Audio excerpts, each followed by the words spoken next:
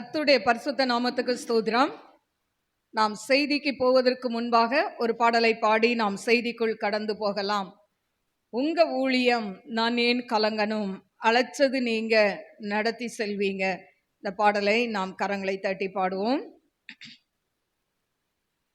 உங்க ஊழியம் நான் ஏன் கலங்கணும், அழைச்சது நீங்க நடத்தி செல்வீங்க.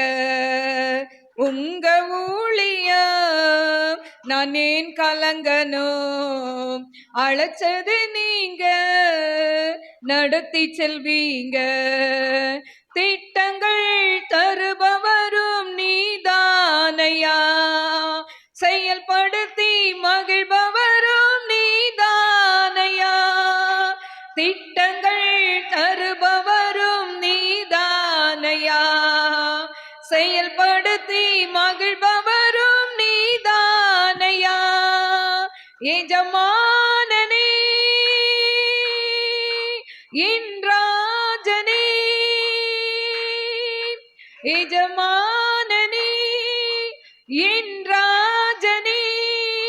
எஜமானன் நீர் இருக்க வேலைக்காரனுக்கு ஏன் கவலை, எஜமானன் நீர் இருக்க வேலைக்காரனுக்கு ஏன் கவலை.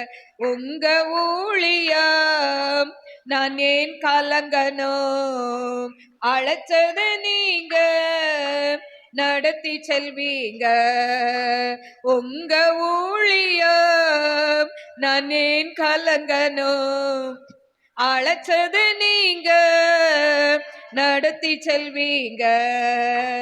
எலியாவை காகம் கொண்டு போஷித்திரே, சூறை செடி சோர்வு நீங்க பேசினீரே.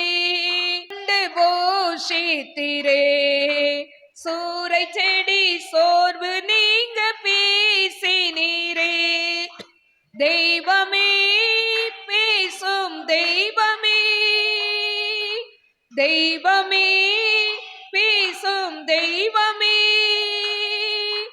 எலியாவின் தேவன் இருக்க எதுவும் என்னை அசைப்பதில்லை.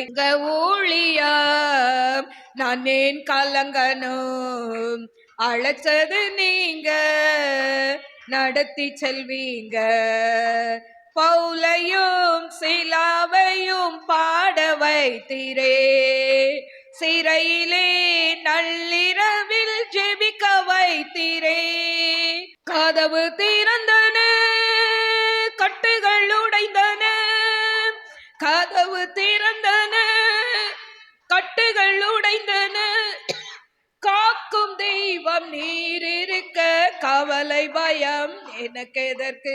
உங்க ஊழியம் நான் ஏன் கலங்கணும், அழைச்சது நீங்க நடத்தி செல்வீங்க. உங்க ஊழியம் நான் ஏன் கலங்கணும், அழைச்சது நீங்க நடத்தி செல்வீங்க. ஹல்லேலூயா, ஹல்லேலூயா. ஆண்டவர் இந்த பிப்ரவரி மாதம் முதல் செவ்வாய்க்கிழமையில ஆண்டவர் இந்த நாட்களை நம்மை ஒன்று சேர கூட்டி சேர்த்த நல்ல தயவுக்காய் கிருபைக்காய் ஆண்டவருக்கு நன்றி செலுத்துவோமா. ஹல்லேலூயா. ஆண்டவருடைய ஊழியம், உங்க ஊழியம் நான் ஏன் கலங்கணும், அழைச்சது நீங்க நடத்தி செல்வீங்க. ஹல்லேலூயா, ஹல்லேலூயா. இந்த நாளிலும் கூட ஊழியம் செய்கிறவர்கள் வந்திருக்கலாம், ஆன்லைன்ல ஊழியம் செய்கிறவர்கள் பார்த்து கொண்டு இருக்கலாம். ஒருவேளை ஊழியத்தின் நிமித்தம் ஒருவேளை போராட்டம் பிரச்சனைகள் வழியாய் கடந்து போய் கொண்டு இருக்கலாம். ஆனால் அழைத்த தேவன் உண்மையுள்ளவர், திட்டங்களை கொடுப்பவர் அவர், செயல்படுத்தி மகிழ்பவரும் அவர்தானே.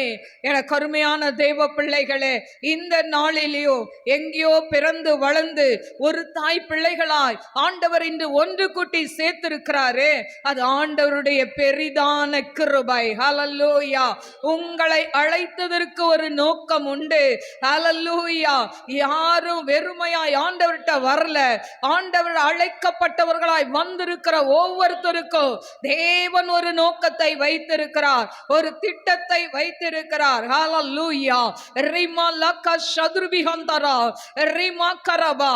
உங்களுக்கு ஒரு எதிர்காலத்தை வைத்திருக்கிறார். ஹல்லேலூயா. இன்றைக்கு இருக்கிற சூழ்நிலையை நீ பார்க்காதே. உன்னை அழைத்தவர் உண்மை உள்ளவர். ரீபா லபூரியம் தராலா ரபி கரபா ஓரிபி கம்மன் ஷில்பி ஹோதனாய். நாட்கள் வரும், கர்த்தர் உங்களை ஊழியக்காரியாய் ஊழியக்காரனாய் அவர் கரத்தில் எடுத்து பயன்படுத்துவார். ஐ நோ ஜகீம் ஆல் ஹதனாய் ஓரிபி கமாரா ஹதனாய் ஷலபி ஹதனாய் கரபா. Hallelujah hallelujah. தியா ரபுலானி மீ கரபா. தகப்பன் சுமப்பது போல ஆண்டவர் தோளில் சுமக்கிற தேவனாவார். ஹல்லேலூயா. இஸ்ரவேல் ஜனங்கள் வனாந்திரத்துல தேவன் அவர்களை தோளில் சுமந்து வந்தாரு. என கருமையான தேவ பிள்ளைகளே, உங்க வனாந்திர வாழ்க்கையில, வனாந்திரமான வாழ்க்கையில தேவன் உங்களோடு கூட இருந்து உங்களை சுமந்து காத்து வந்த தேவன் அல்லவா? அவருக்கு நன்றி சொல்லும்படியாய் கரங்களை தட்டி நாம் ஆர்ப்பரிப்போம். ஹல்லேலூயா. ஓ ரபலப ரக ஷதுர்பிஹோதராய் ருமக்கரபலபரபலபரபா கரபா தோலைக்க மன்ஷலரபே கரபா ஓரிபி கரபா தீரா ஹஸ்ஸ மரஹதனாய். ஆண்டவரே, இந்த பிப்ரவரி மாதத்தை ஆசீர்வதிங்கப்பா. பிள்ளைகள் செய்கிற வேலைகள், கையிட்டு செய்கிற வேலைகள், பிசினஸ், ஆண்டவரே படிப்பு எல்லாவற்றையும் நீங்க ஆசீர்வதிக்க வேண்டுமாறு ஜெபிக்கிறேன். ஆண்டவரே, அடிமை சிலுவை நிழலுக்குள்ள மறைத்து கொள்ளுங்கப்பா. ஒரு மனுஷனுடைய சத்தத்தை அல்ல, தேவ சத்தத்தை பிள்ளைகள் கேட்கட்டும். இயேசுவின் நாமத்தில் கேட்கிறேன் பிதாவே, ஆமென். கர்த்தருடைய பரிசுத்த நாமத்துக்கு ஸ்தோத்திரம். இந்த நாள்லயும் வந்திருக்கிற உங்கள் அனைவருக்கும், ஆன்லைன்ல பார்க்கிற எல்லாருக்கும் ஆண்டவராகிய இயேசு கிறிஸ்துவின் நாமத்தில் என்னுடைய வாழ்த்துதலை தெரிவித்துக் கொள்கிறேன்.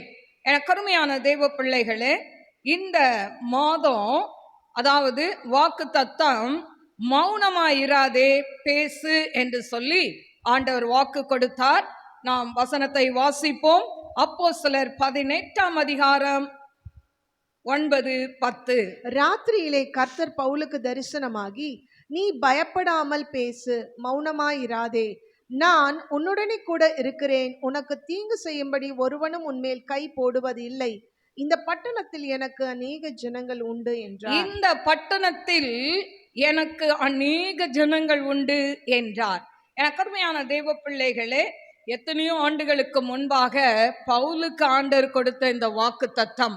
ஆனால் நாங்க இந்த பூந்தமல்லி பட்டணத்துக்கு வரும்போது தேவன் இதே வாக்கு தத்தத்தை எனக்கு கொடுத்தார். ஹல்லேலூயா. நாங்க 2018 இந்த பூந்தமல்லி பகுதிக்கு வந்தோம். ஆனால் நாங்கள் வரும் பொழுது ஒரு வீடும் கிடையாது. ஆனா ஒரே ஒரு வீடு என்று சொன்னால் எங்க வீட்டை தவிர சுத்தி எந்த வீடுமே இல்லை.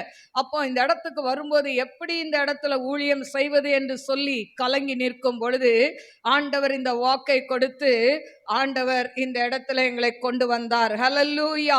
ஆண்டவர் சொன்னார், இந்த பட்டணத்தில் எனக்கு அநேக ஜனங்கள் உண்டு. ஹல்லேலூயா. எனக்கு அருமையான தேவ பிள்ளைகளே, தேவன் வாக்கு கொடுத்தார், அவர் வாக்கு மாறாதவர். அவர் சொன்னதை செய்யும் அளவும் அவர் நம்மோடு கூட இருக்கிற தேவன். ஹல்லேலூயா. எனக்கு அருமையான தேவ பிள்ளைகளே, இந்த பிப்ரவரி மாதம் ஆண்டவர் கொடுத்த வாக்கு தத்தம், நீ பயப்படாமல் பேசு, மௌனமாய் இராதே அப்படின்னு சொல்லப்பட்டிருக்கு. யாரோடு பேசணும், யார் கூட பேசக்கூடாது? ஏனோக்கு, நோவா, ஆபிரகாம், மோசே 4 பேரும் அவங்க ஆண்டவரோடு பேசினதையும் ஊழியம் செய்ததையும், ஊழியம் செய்ததுனால அவங்க பெற்ற ஆசீர்வாதங்களையும் சண்டே மெசேஜ்ல நம்ம பார்த்தோம். இதை குறித்து அறிந்து கொள்ள விரும்பினால் பிப்ரவரி மந்த் ப்ராமிஸ் வேர்டுன்னு சொல்லி யூடியூப்ல இருக்கு, அதை போய் பாருங்கள். இன்றைக்கு நாம் பார்க்க போகிறது ஊழியம் செய்ய தயங்காதே. ஹல்லேலூயா. எனக்கு அருமையான தேவ பிள்ளைகளே, ஆண்டவருடைய பிள்ளைகள் ஒவ்வொருத்தரும் ஊழியம் செய்ய கடமைப்பட்டவர்கள். ஹல்லேலூயா. ஊழியம் செய்வதற்கு ஒரு பைபிள் காலேஜ் படிக்கணும்னு அவசியம் கிடையாது, டிகிரி ஹோல்டர் அவசியம் கிடையாது. ஊழியம் செய்ய வேண்டும் என்று சொன்னால் ஒரே ஒரு காரியம், ஹல்லேலூயா, ஒரே ஒரு காரியம் என்ன வேணும்னா, நாம வசனத்தை நன்றா படிச்சாவே போதும், நாம் ஊழியம் செய்ய முடியும். ஹல்லேலூயா. எனக்கு அருமையான தேவ பிள்ளைகளே, பாருங்க, இந்த பவுல் யார் என்று சொல்லி நாம் பார்ப்போம் என்று சொன்னால், அதாவது இந்த உலகத்துல ஆண்டவர் இருக்கும் பொழுது 12 சீஷர்கள் இருந்தார்கள். இந்த 12 சீஷர்களில் ஒருவர் இந்த பவுல் இல்ல. ஆனா பவுலை சீஷர்கள் என்று சொல்வது மிக அதாவது அவசியம். ஏன்னு சொன்னா இவர் பாருங்க, இயேசுவின் சீஷர்களை போல இவரும் என்ன பண்ணாரு, அதாவது ரட்சிக்கப்பட்டு அதுக்கப்புறம் ஒரு கூட்ட ஜனங்களை ஆண்டவருக்கென்று ஆதாயப்படுத்தினார். இப்போ பவுலை குறித்து ஒரு அவுட்லைனா சொல்லிட்டு நான் செய்திக்குள்ள கடந்து போக விரும்புகிறேன். இந்த பவுலுடைய இளமை பருவம் இந்த வேதத்தில் சொல்லப்படல. ஆனால் கிபி 4ஆம் ஆண்டு ரோமர் ஆட்சி காலத்துல சிசிலியா என்ற நாட்டின் தலைநகரான தர்ஷு பட்டணத்துல இவர் பிறந்தார் என்று சொல்லப்படுகிறது. அது மட்டுமல்ல, 5 வயதுக்கு முன்பாகவே இவர் உபாகமம் 6ஆம் அதிகாரம் 4-9 வரைக்கும் பாத்தீங்கன்னா மனப்பாடமா சொல்வாராம். ஹல்லேலூயா. 5 வயசுக்கு முன்னாலேயே. அது மட்டும் இல்ல, சங்கீதம் 113 சங்கீதம் 118 மனப்பாடமா சொல்ல அவரை கற்றுக்கொண்டிருந்தாராம். அது மட்டுமல்ல, 5 வயதுல பழைய ஏற்பாட்டை அவர் படித்தாராம். அவர் 6வது வயதுல குருகுலத்துல சேர்ந்து அவர் குருகுலத்துல சேர்ந்தார் என்று சொல்லப்பட்டிருக்கு. அதாவது 10வது வயதுல 10 கட்டளைகளையும் படித்து மற்றவர்களுக்கு அவர் போதித்தார் என்று சொல்லப்படுகிறது. தனது 12வது வயதுல அவங்க அப்பா என்ன பண்ணாராம், எருசலேம்ல கமாலியல் என்கிற அவரிடத்துல நியாயப்பிரமாணத்தை கற்றுக்கொள்ளும்படியாய் அவரை சேர்த்தாராம். 13வது வயதுல திடப்படுத்தப்பட்டு உறுதிப்படுத்தப்பட்டு நீதி சட்டத்தின் மகன், அதாவது த சன் ஆஃப் த லா என்ற சிறப்பு பெயர் இவருக்கு அளிக்கப்பட்டதாம். கருமையான தேவ பிள்ளைகளே, சிறு வயதிலேயே ஆண்டவராகிய இயேசு கிறிஸ்து 12 வயதுல அவர் எப்படி பெரியவர்கள் மத்தியில இருந்து கேள்வி கேட்டாரோ அதே மாதிரி இவரும் கேள்வி கேட்பாராம். இவருடைய அறிவை குறித்து மற்றவர்கள் ஆச்சரியப்பட்டார்கள் என்று வேத வல்லுநர்கள் சொல்கிறதை நாம் பார்க்கிறோம். இவருடைய வாலிப காலம் எப்படி இருந்தது அப்படின்னு சொன்னா, அந்த நாட்கள்ல யூதர்கள், அதாவது யூதர்களுடைய வழக்கப்படி ஒரு தகப்பனுடைய தொழிலை ஒரு மகன் கற்றுக்கொள்ள வேண்டும். இல்லாவிட்டால் அந்த தந்தை அந்த மகனுக்கு அந்த தொழிலை கற்றுக் கொடுக்காவிட்டால் அவனை ஒரு திருடனாய் அவனை அதாவது வளர்க்கிறார் என்று சொல்லி யூதர்களுடைய பழமொழியாம். அதனால இவங்களுடைய தகப்பன் நெசவு தொழில் செய்தது போல இந்த அதாவது வாலிபன் நாட்கள்ல, அதாவது வெள்ளாட்டு அந்த தோலுல பாத்தீங்கன்னா கரடு முரடான துணி, அதாவது நெசவு இதை வைத்து அவங்க என்ன பண்ணாங்களாம், தொழிலை கற்றுக்கொண்டாராம். இது பிற்காலத்துல அவர் ஊழியம் செய்யும் பொழுது அவருக்கு பிரயோஜனமா இருந்தது என்று சொல்லப்படுகிறது. எனக்கு அருமையான தெய்வ பிள்ளைகளே, இவர் வாலிபன் நாட்கள்ல அதிகாலையில எழுந்து குளித்து அவர் அதாவது ஜெபிப்பாராம். அது மட்டுமல்ல, அதாவது வாரத்துக்கு 2 முறை உபவாசம் இருப்பாராம். அதே போல தசம பாகம் 10ல் 1 தசம பாகம் செலுத்துவாராம். அல்லேலூயா. எனக்கு அருமையான தேவ பிள்ளைகளே, அது மட்டுமல்ல, யூத சட்ட திட்டங்களை அவர் என்ன பண்ணுவாராம், அதாவது ரொம்ப ஸ்ட்ரிக்டா ஃபாலோ பண்ணுவாராம். அப்படி கடைபிடித்தவர்கள் தான் இந்த யூத சட்டத்திட்டங்களை கடைபிடித்தவர்கள் பரிசேயர்கள்.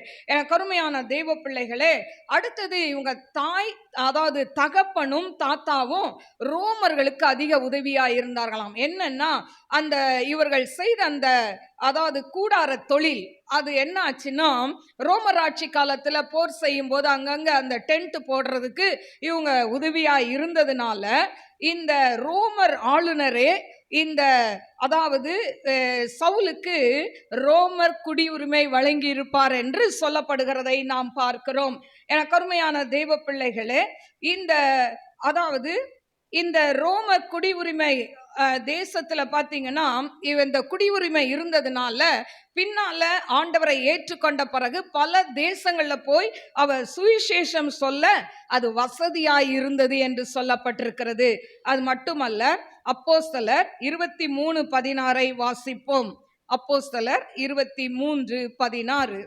இந்த சற்பனையை பவுலினுடைய சகோதரியின் குமாரன் பவுலுடைய சகோதரியின் குமாரன் கேள்விப்பட்டு கோட்டைக்குள்ளே போய் பவுலுக்கு அறிவித்தான். கோட்டைக்குள் போய் பவுலுக்கு அறிவித்தான். ஹல்லேலூயா.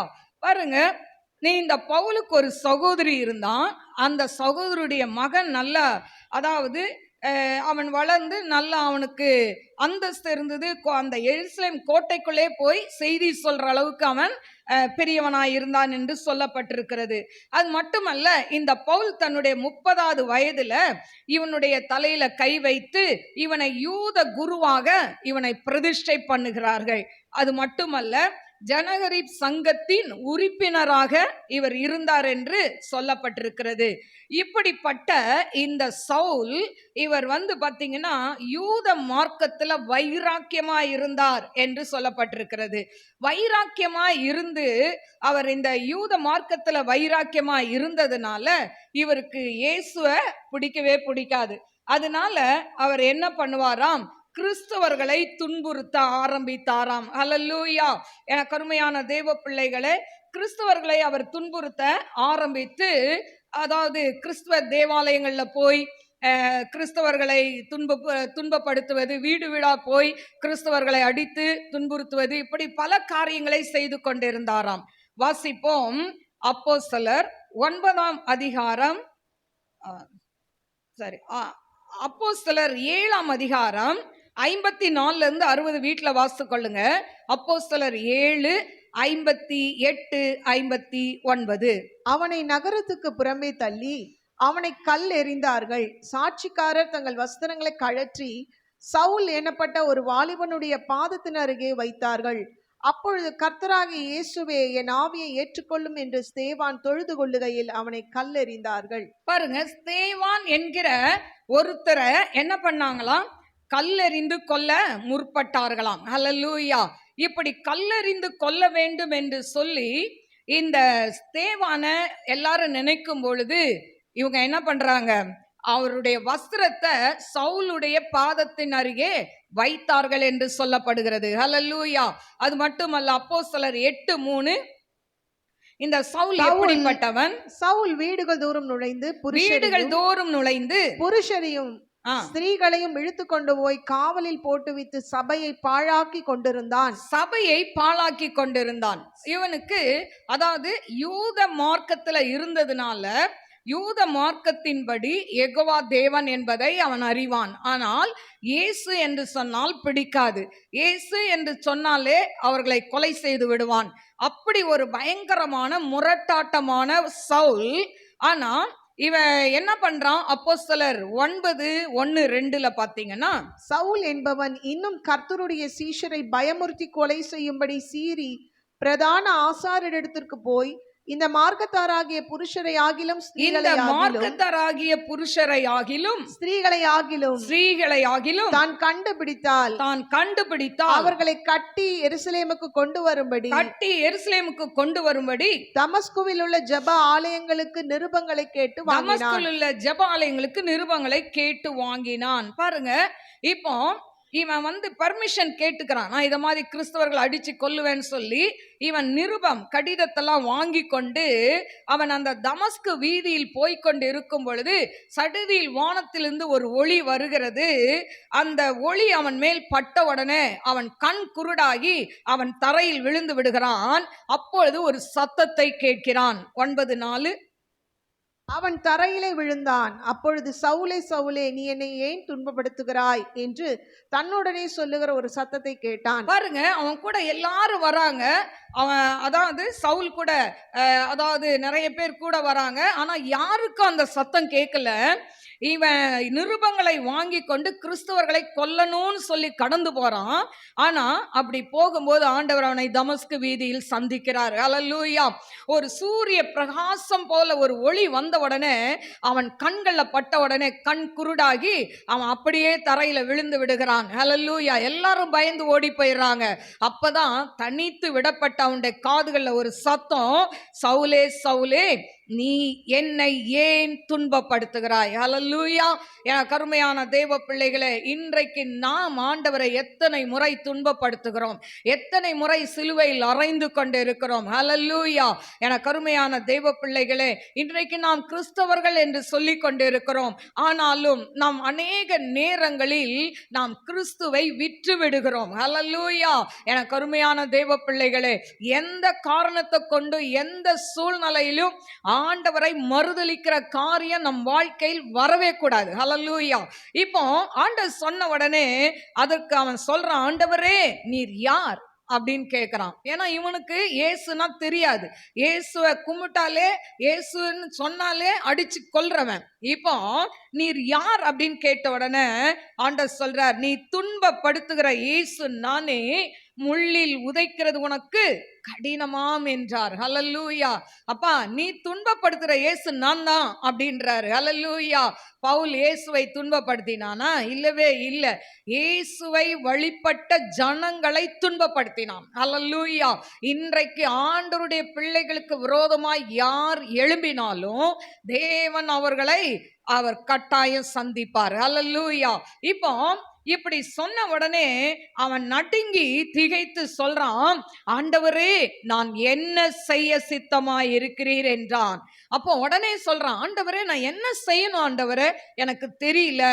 ஏன்னா இவன் யூத மார்க்கத்தின்படி பக்தி வைராக்கியமாய் வளர்ந்தவன். எல்லாம் கரெக்டா பர்ஃபெக்டா செய்தான். பாருங்க, அவன் உபவாசம் இருந்தான், வாரத்துக்கு 2 முறை ஜெபித்தான், அதுக்கப்புறம் தசமபாகம் கொடுத்தான். எல்லாமே அவன் பார்வையில கரெக்டா இருந்தான். ஹல்லேலூயா. ஆனா இயேசுன்னு சொன்னா அவனுக்கு பிடிக்காது. ஹல்லேலூயா. ஏன்னா அவன் யூதன். ஹல்லேலூயா. இப்படிப்பட்ட சூழ்நிலையில பாத்தீங்கன்னா ஆண்டவர் சொல்றாரு, நீ எழுந்து பட்டணத்துக்குள்ளே போ, நீ செய்ய வேண்டியது அங்கே உனக்கு சொல்லப்படும் என்றார். ஹல்லேலூயா. அதுதான் சொன்ன, நம்ம பாடணும்ல, திட்டங்கள் தருபவரும் நீர்தானையா, செயல்படுத்தி மகிழ்பவரும் நீர்தானையா. ஹல்லேலூயா. அவர் தாங்க நம்ம வாழ்க்கையில திட்டங்களை கொடுக்கிறவர், செயல்படுத்தி மகிழ்பவரும் அவர்தான். ஹல்லேலூயா. இப்போ இவன் சொன்ன உடனே இவன் அங்கிருந்து போறான். 3 நாள் ஆகுது, பிரயாணம் பட்டு போகிறான். இவன் புசிக்கல, குடிக்கல. இப்படிப்பட்ட நேரத்துல சவுல் ஒரு இடத்துல அவன் என்ன பண்றான், அவன் தங்கி இருக்கிறான். ஆண்டவர் சொல்றார், அனனியா தீர்க்கதரிசியை பார்த்து, இத மாதிரி ஒருத்தன் வந்திருக்கிறான், இவனுக்கு போய் சுவிசேஷம் சொல். உடனே அவன் பயப்படுறான், ஐயோ இவன்ல கிறிஸ்தவனை அடிச்சு துன்புறுத்தினா, இவன் கிட்ட என்னை அனுப்புறீங்களே அப்படின்னு ஆண்டர்கிட்ட கேட்கும் போது ஆண்டவர் சொல்றாரு, 15ஆம் வசனம் வாசி. அதற்கு கர்த்தர், நீ போ, அவன் புறஜாதிகளுக்கும் ராஜாக்களுக்கும் இஸ்ரவேல் புத்திரருக்கும் என்னுடைய நாமத்தை அறிவிக்கிறதற்காக நான் தெரிந்து கொண்ட பாத்திரமாய் இருக்கிறான். பாருங்க, புறஜாதிகளுக்கும் ராஜாக்களுக்கும் இஸ்ரவேல் புத்திரருக்கும் என்னுடைய நாமத்தை அறிவிக்கிறதற்காக நான் தெரிந்து கொண்ட பாத்திரம். ஹல்லேலூயா. நான் அவனை தெரிந்து கொண்டேன் அப்படின்னு சொன்ன உடனே இவர் போய் அனனியா தீர்க்கதரிசி இவனுக்காக ஜெபிக்கிறாரு. ஜெபிக்கும் போது அவன் கண்கள்ல இருந்து மீன் செதில் போன்ற ஒன்று விழுந்த உடனே அவனுக்கு ஒரே சந்தோஷம். அவன் என்ன பண்றான், உடனே 18ஆம் வசனம், உடனே அவன் கண்களிலிருந்து மீன் செதில்கள் போன்றவைகள் விழுந்தது. அவன் பார்வை அடைந்து எழுந்திருந்து ஞானஸ்தானம் பெற்றான். பின்பு அவன் போஜனம் பண்ணி பலப்பட்டான். சவுல் தமஸ்குவில் உள்ள சீஷருடனே சில நாள் இருந்து தாமதமின்றி கிறிஸ்து தேவனுடைய குமாரன் என்று ஆலயங்களிலே பிரசங்கித்தான். ஹல்லேலூயா. எவ்வளவுக்கு எவ்வளவு முரட்டாட்டமா இருந்தானோ அவ்வளவுக்கு அவ்வளவு மாறிவிட்டான். ஹல்லேலூயா. தேவனால் அவன் தெரிந்து கொள்ளப்பட்டவன். ஹல்லேலூயா. எனக்கு அருமையான தேவ பிள்ளைகளை, நீங்களும் நானும் ஒரு காலத்துல ஆண்டவரை அறியாம இந்த சவுலை போலதான் வாழ்ந்து கொண்டு இருந்தோம். கிறிஸ்தவர்கள் என்றால் பிடிக்காம இருந்திருக்கோம். ஜெபிக்கிற கூட்டத்தை பார்த்தா நம்ம நையாண்டி பண்ணியிருப்போம். இவங்களுக்கெல்லாம் வேற வேலை இல்லைன்னு சொல்லியிருக்கலாம். ஆனா எனக்கு அருமையான தேவ பிள்ளைகளே, உங்களையும் என்னையும் ஆண்டவர் தெரிந்து கொண்ட நோக்கம் ஒன்று உண்டு. ஏன் சொன்னா, சவுலை தெரிந்து கொண்ட நோக்கம் அவன் புறஜாதிகளுக்கு சுவிசேஷத்தை அறிவிக்க வேண்டும் என்று சொல்லி. ஹல்லேலூயா. நானும் ஒரு காலத்துல அதாவது ஆர்சி குடும்பத்துல பிறந்து வளர்ந்தேன். ஆனால் ஆண்டவர் அங்கிருந்து என்னை தூக்கி கொண்டு வந்து ஆண்டவர் என்னை ரட்சித்து இன்னைக்கு சுவிசேஷத்தை அறிவிக்கும்படியாய் கர்த்தர் என்னை நிறுத்தி இருக்கிறார். ஹல்லேலூயா. இதை கேட்டுக்கொண்டிருக்கிற யாரா இருந்தாலும், யூடியூப்ல பார்க்கிற யாரா இருந்தாலும், கர்த்தர் நிச்சயமாய் உங்களையும் அப்படி செய்ய வல்லவராய் இருக்கிறார். ஹல்லேலூயா. என கருமையான தேவ பிள்ளைகளே, இப்படி ஆண்டவரை ஏற்றுக்கொண்ட பிறகு இந்த அதாவது இந்த சவுல் பல ஊழியங்களை செய்கிறதை பார்க்கிறோம். அதாவது இவனுடைய காரியத்துல 3 ஊழியங்கள் செய்யப்படுகிறது. ஒன்று, முதல் மிஷனரி ஊழியம் பவுல் பர்னாவாவோடு கூட அந்தியோகியா என்கிற பட்டணத்துல முதல் போய் இவங்க ஊழியம் செய்யறாங்க. அடுத்தது 2வது மிஷனரி ஊழியம் பவுலும் சீலாவும் சேர்ந்து அதாவது ஐரோப்பியா அதாவது மெகதோனியா பட்டணத்துல போய் ஊழியம் செய்யறாங்க. 3வது மிஷனரி ஊழியம் எபேசு பட்டணத்துல போய் இவர்கள் ஊழியம் செய்யறாங்க. இந்த 3 பட்டணத்திலையும் பெரிய கிறிஸ்துவ நகரமா இது மாறிற்று என்று வல்லுநர்கள் சொல்கிறதை நாம் பார்க்கிறோம். எனக்கு அருமையான தெய்வ பிள்ளைகளே, இப்போ இந்த சவுல் ஆண்டவர் ஏன் அந்த வார்த்தையை கொடுத்தார்? அதாவது கர்த்தர் பவுலுக்கு தரிசனமாகி, நீ பயப்படாமல் பேசு, மௌனமாயிராதே, நான் உன்னோட இருக்கிறேன், உனக்கு தீங்கு செய்யும்படி ஒருவனும் உன்மேல் கை போடுவதில்லை, இந்த பட்டணத்தில் எனக்கு அநேக ஜனங்கள் உண்டு என்றார். ஹல்லேலூயா. பாருங்க, அவன் போகிற இடங்களில் எல்லாம் ஆண்டவர் ஒரு கூட்ட ஜனங்களை அவருக்கு கொடுத்தாராம். பல தேசங்கள்ல போய் அவன் பிரசங்கிக்கிறான், பல ஆலயங்கள்ல போய் பிரசங்கிக்கிறான், பல வீடுகள்ல போய் அவன் பிரசங்கிக்கிறான். ஹல்லேலூயா. எனக்கு அருமையான தேவ பிள்ளைகளே, பல ஊழியர்களை அவன் ஊழிய பாதையில் அவன் உருவாக்கியும் இருக்கிறான். இப்போ பாருங்க, இப்படிப்பட்ட இந்த சவுல் பவுலான உடனே அவனுக்கு அதாவது சொகுசான வாழ்க்கை கிடைக்கல. ஏன்னா புறஜாதிகளுக்கு ஆண்டவரை பத்தி சொல்லணும், ஆண்டவரை அறியாத பிள்ளைகள், அதனால அவங்க கிட்ட ஊழியம் செய்யும் போது பல பாடுகள் வந்தது. ஆனாலும் எனக்கு அருமையான தேவ பிள்ளைகளே, இந்த பாடுகள் மத்தியில இந்த சவுல் வாய மூடிக்கிட்டு இல்ல, அவன் மௌனமா இல்ல, பேசுறான் தைரியமாய். ஹல்லேலூயா. அப்போஸ்தலர் 16:25 நாம் வாசிப்போம். அப்போஸ்தலர் நடுராத்திரியிலே பவுலும் சீலாவும் 16:25 நடுராத்திரியிலே பவுலும் சீலாவும் ஜெபம் பண்ணி தேவனை துதித்து பாடினார்கள். காவலில் வைக்கப்பட்டவர்கள் அதை கேட்டு கொண்டிருந்தார்கள். சடுதியிலே சிறைச்சாலையின் அஸ்திபாரங்கள் அசையும்படியாக பூமி மிகவும் அதிர்ந்தது. உடனே கதவுகள் எல்லாம் திற உண்டது, எல்லாருடைய கட்டுகளும் கழன்று போயிற்று. பாருங்க, இந்த இடத்துல பவுலும் சீலாவும் ஊழியம் செய்யறாங்க. அடிக்கடி சொல்லுவேன், பவுலும் சீலாவும் ஹஸ்பண்ட் அண்ட் ஒய்ஃப் இல்ல, அவங்க 2 பேரும் அதாவது ஆண்கள் தான். இவங்க 2 பேரும் போய் ஊழியம் செய்யும் போது பாத்தீங்கன்னா, அந்த இடத்துல குறி சொல்ற ஆவியுடைய ஒரு லேடி இருந்தாங்க. அவங்க தெய்வத்தை வைத்து குறி சொல்லி கொண்டு இருந்தாங்க. ஆனா இந்த பவுலும் சீலாவும் வெளியே போயிட்டு வரும்போதெல்லாம் இவர்கள் தேவனுடைய மனுஷன் என்று அந்த பொம்பளை சொல்ல ஆரம்பித்தது. உடனே இந்த பவுலுக்கு கோபம் வந்து, குறி சொல்ற ஆவி இவளை விட்டு போகட்டும்னு என்று சொல்லி மௌனமா தான் சொன்னாரு. அந்த அம்மாவுக்கு போய் பேய் ஓட்டல, எதுவும் ஓட்டல. ஆனா சொன்ன மாத்திரத்துல அந்த குறி சொல்ற ஆவி நின்று போய்விட்டது. அல்லேலூயா. இதனால் அவளை வைத்து சம்பாதித்த எல்லாரும் இவனுங்களை என்ன பண்றாங்க, பவுலும் சீலாவையும் கூப்பிட்டு அவங்கள அடித்து, அதாவது 40க்கு 1 குறைய 39 அடிகளை அடித்து அவங்கள சிறைச்சாலையில கையும் காலும் கட்டி தொழுமரத்துல வைத்துட்டாங்க. ஆனா இப்ப எல்லாரும் தூங்குறாங்க, காவல்ல வச்சுட்டு காவல் காக்குறவன் எல்லாம் அயர்ந்த நித்திரையில போயிட்டான். ஆனா இவங்க வேதனையின் மத்தியில கை கால் கட்டப்பட்ட அந்த சூழ்நிலையில அவர்கள் என்ன பண்றார்களாம், பாடி துதித்தார்கள். அல்லேலூயா. எப்படிங்க பாட்டு வரும்? கஷ்டத்தின் மத்தியில எப்படி பாட்டு வரும்? நிந்தையின் மத்தியில எப்படி பாடல் வரும்? அவமானத்தின் மத்தியில பாடல் வருமா? ஆனா ஆண்டவருடைய பிள்ளைகளுக்கு வரணும். பாருங்க, அவங்க ஆண்டவருடைய பிள்ளைகளா இருந்தபடினால அந்த கஷ்டத்தின் மத்தியில துதித்து பாட ஆரம்பிக்கிறாங்க. துதிக்க துதிக்க எரிகோ கோட்டை விழுந்தது போல துதிக்க துதிக்க அந்த சிறைச்சாலையின் அஸ்திபாரம் அசைய ஆரம்பித்ததாம். அல்லேலூயா. உடனே உங்க கையில இருக்க கட்டெல்லாம் தன்னால அசைந்து அருந்து போயிடுச்சு.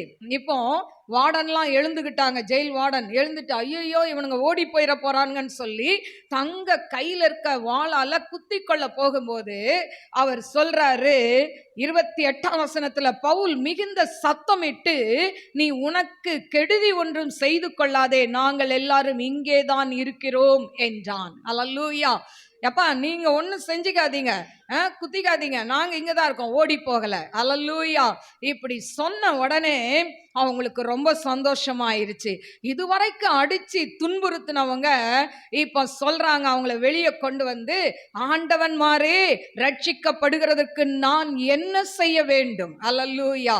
பாருங்க, இன்னைக்கும் உங்களையும் அநேகர் துன்பப்படுத்தலாம், அநேகர் உங்களை வேதனைப்படுத்தலாம், நிந்தித்து பேசலாம், அவமானமாய் பேசலாம், வேண்டாத தகாத வார்த்தைகளை கொண்டு உங்களை திட்டலாம். ஆனாலும் எனக்கு அருமையான தேவ பிள்ளைகளே, நாள் ஒன்று வரும், கர்த்தர் உங்க அங்கலாய்ப்பை பார்க்கிறார். ஹல்லேலூயா.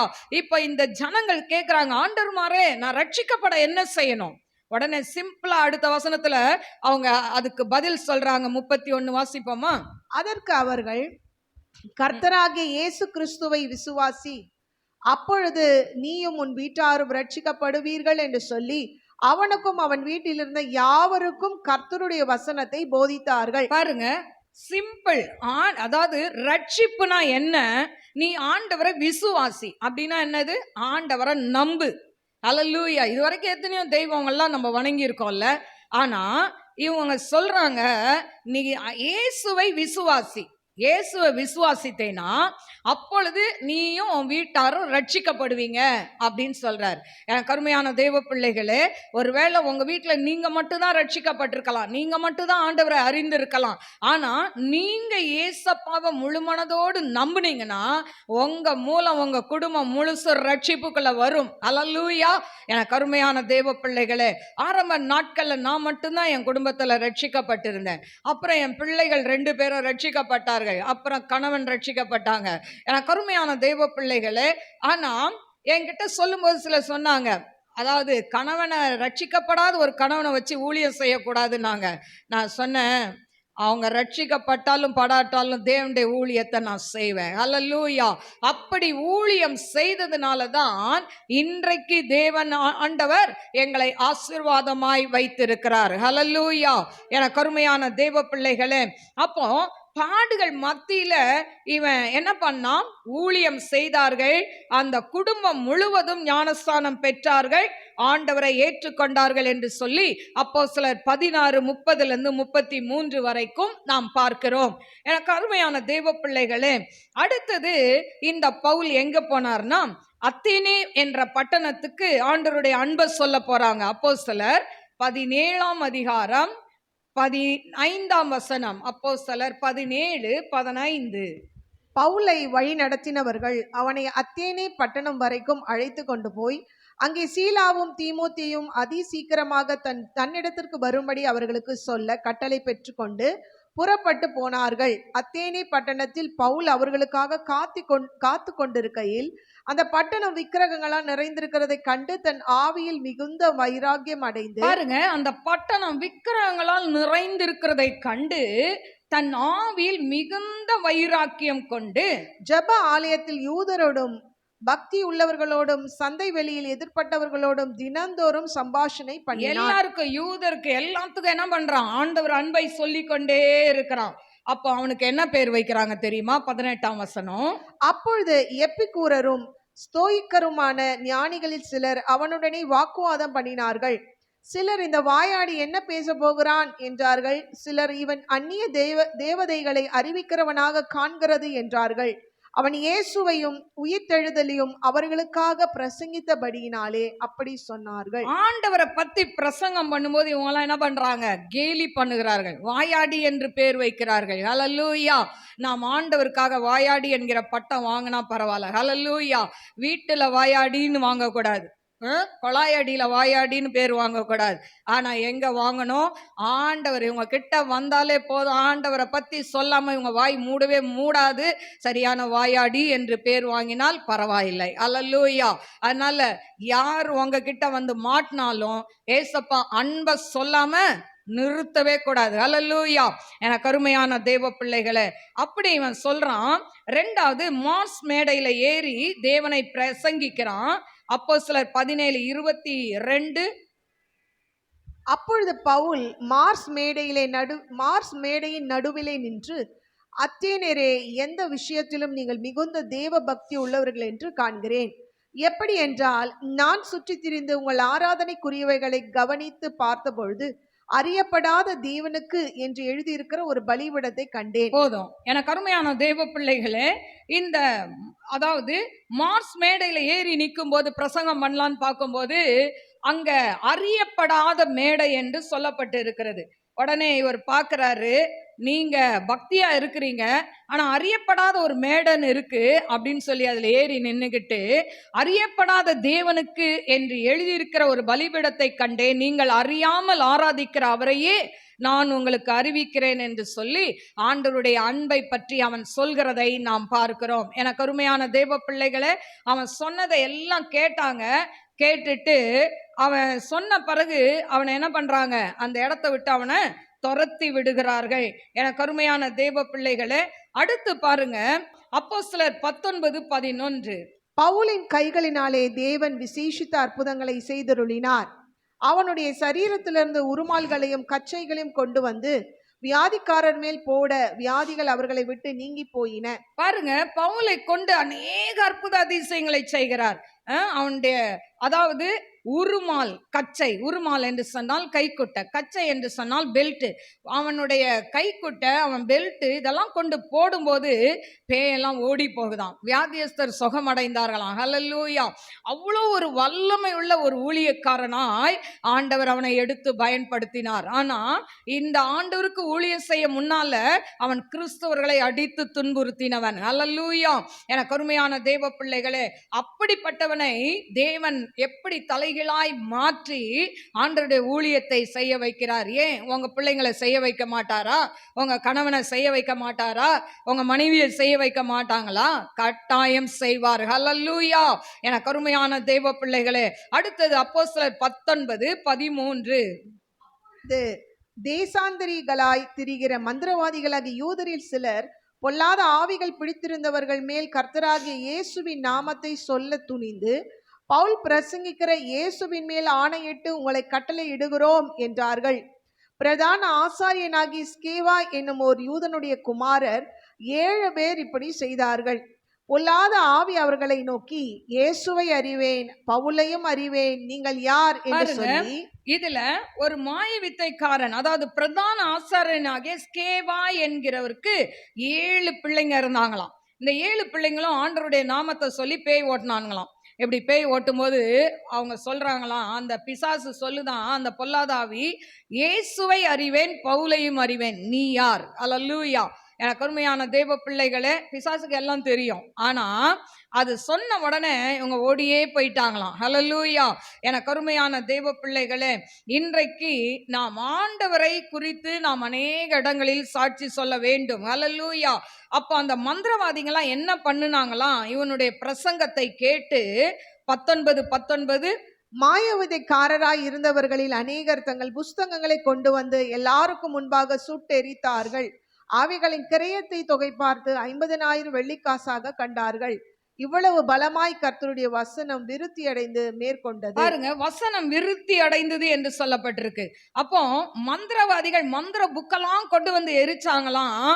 அதனுடைய கிரயம் என்னன்னா 50,000 வெள்ளிக்காசாம். ஹல்லேலூயா.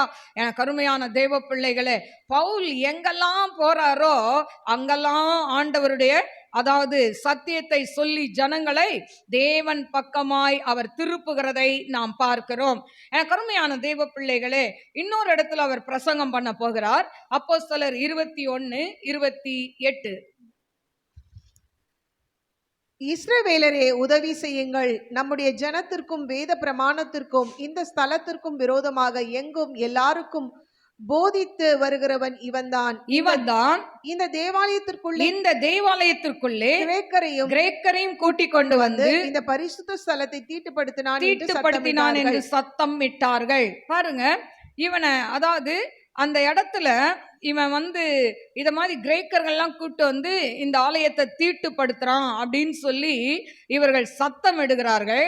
அடுத்து 29, எபேசியனாகிய துரோபீமு என்பவன் முன்னே நகரத்தில் பவுலுடனே கூட இருக்கிறதை கண்டிருந்தபடியால் பவுல் அவனை தேவாலயத்தில் கூட்டிக் கொண்டு வந்திருப்பான் என்று நினைத்தார்கள்.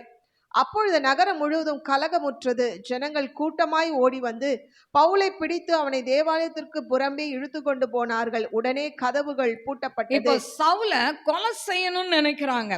ஆனா கொலை செய்யணும்னு நினைக்கிற அந்த நேரத்துல கூட பவுல் பாருங்க, அவன் சொல்றான், அப்படி தூக்கி கொண்டு அவன் எல்லாரும் வழி மறைச்சிக்கிட்டதுனால இவனை தூக்கிட்டு போறாங்களாம், நடந்து போக கூட இடம் இல்லாம. இப்படி போகும்போது அவர் அங்க இருக்கிற சேவகன் கிட்ட ஒரு காரியத்தை கேட்கிறார். 37ஆம் வசனம். அவர்கள் பவுலை கோட்டைக்குள்ளே கொண்டு போகிற சமயத்தில் அவன் சேனாதிபதியை நோக்கி, நான் உம்முடனே ஒரு வார்த்தை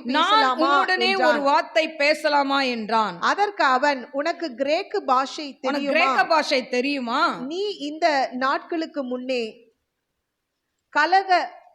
கலகம் உண்டாக்கி 4000 கொலைபாதகரை வனாந்தரத்துக்கு கொண்டு போன எகிப்தியன் அல்லவா என்றான். அதற்கு பவுல், நான் சிலிசியா நாட்டில் உள்ள கீர்த்தி பெற்ற தர்சு பட்டணத்து யூதன், ஜனங்களுடனே பேசும்படி எனக்கு உத்தரவு வேண்டும் என்று உம்மை வேண்டிக் கொள்ளுகிறேன். ஜனங்களோடு பேசும்படி உத்தரவு வேணும். கொலை செய்ய போறானுங்க. ஆனா அந்த கடைசி தருணத்துல அவனுடைய ஆசை என்ன? என்னை பேச விடு. அல்லேலூயா. அதுதான் மௌனமாயிராதே, பேசு. அல்லேலூயா. அவன் சாகிற நேரத்துல கூட அவன் மௌனமா இல்ல. அந்த நேரத்துல பெர்மிஷன் கேட்டுட்டு பேசுறான். என்ன பேசுறான்னா, 40ஆம் வசனத்துல உத்தரவான போது பவுல் படிகளின் மேல் நின்று ஜனங்களை பார்த்து கை அமர்த்தினான். மிகுந்த அமைதல் உண்டாயிற்று. அது வரைக்கும் ஆரவாரம் பண்ணவங்க ஏதோ பேச வரான்னு அமைதலா இருக்காங்க. அப்பொழுது அவன் எபிரேய பாஷையில பேச தொடங்கினான். அல்லேலூயா. இப்படி எபிரேய பாஷையில பேச தொடங்கி அந்த அப்போஸ்தலர் 22ஆம் அதிகாரத்துல தன்னுடைய சாட்சியை அவன் பகிர்ந்து கொள்கிறான்.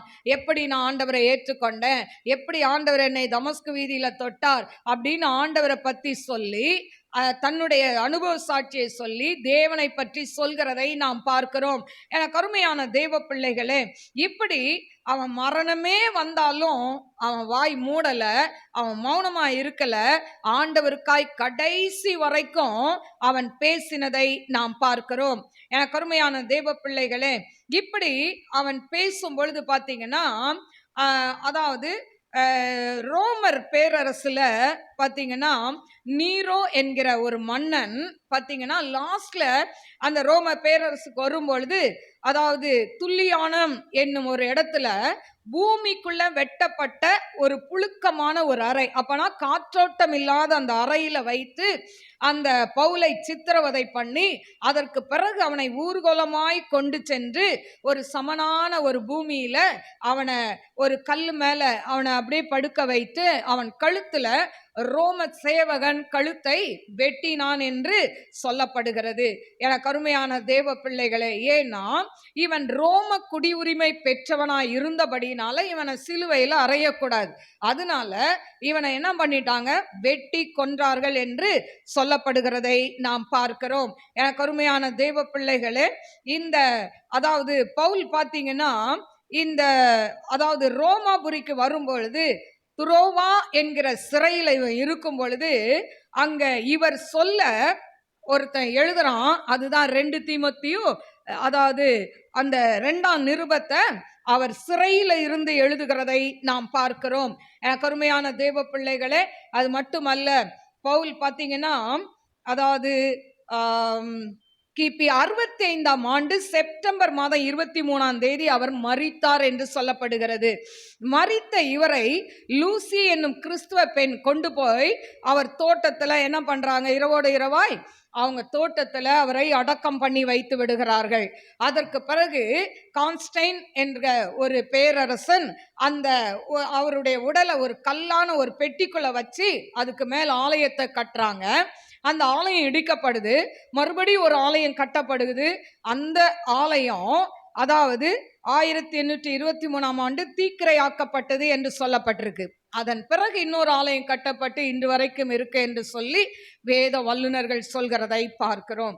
எனக்கு அருமையான தேவ பிள்ளைகளே, இந்த பவுலுடைய வாழ்க்கையில பார்த்தீங்கன்னா கடைசி வரைக்கும் அவன் கழுத்துல கத்தி வர வரைக்கும் அவன் ஆண்டவருடைய அன்பை பிரசங்கித்தான். அல்லேலூயா. என கருமையான தெய்வ பிள்ளைகளே, இன்றைக்கு நாம் எப்படி வாழ்ந்து கொண்டு இருக்கிறோம்? நாம் இன்றைக்கு எப்படி வாழ்ந்து கொண்டு இருக்கிறோம்? நாம் நல்ல சூழ்நிலையில் இருக்கிறோம். ஆண்டவர் நல்ல வசதி வாய்ப்புகளை கொடுத்து இருக்கிறார். ஆனால் ஆண்டவருடைய அன்பை நாம் மற்றவர்களுக்கு சொல்கிறோமா? எத்தனை பேர் ஆண்டவரை அறியாமல் இருக்கிறார்கள், இருளுக்குள் இருக்கிறார்கள், சாபத்துக்குள்ள இருக்கிறாங்க, பாவத்துக்குள்ள இருக்கிறாங்க. ஹல்லேலூயா.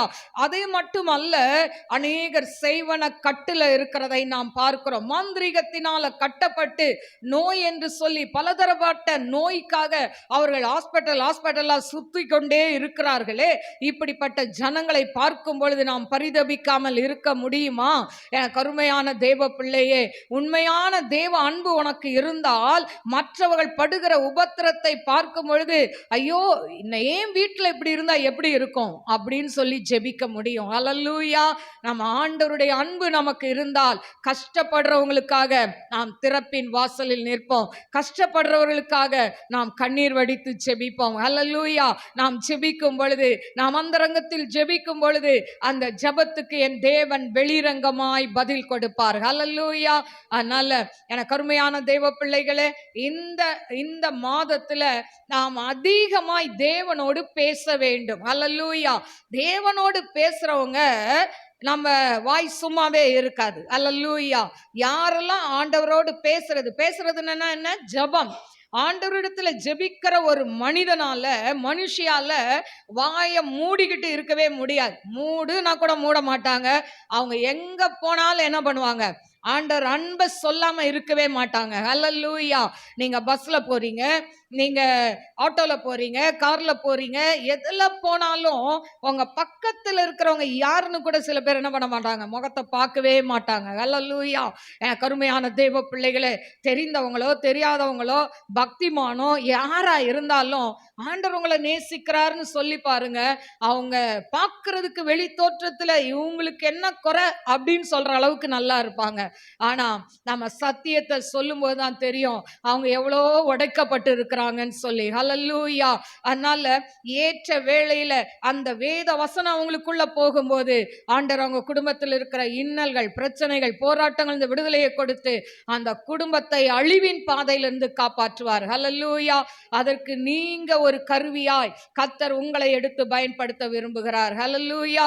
நாம் கண்களை மூடி நாம் ஜெபிப்போம். ஸ்தோத்திரிக்கிறேன் ஆண்டவரே, மகா பரிசுத்தமுள்ள நல்ல தகப்பனே, உமக்கு ஸ்தோத்திரிக்கிறேன். பவுலுக்கு கொடுத்த அதே வாக்குத்தத்தத்தை இன்று எங்களுக்கு கொடுத்திருக்கிறீர் ஏசப்பா. ஆண்டவரே அப்பா, உமக்கு ஸ்தோத்திரிக்கிற துதிக்கிற.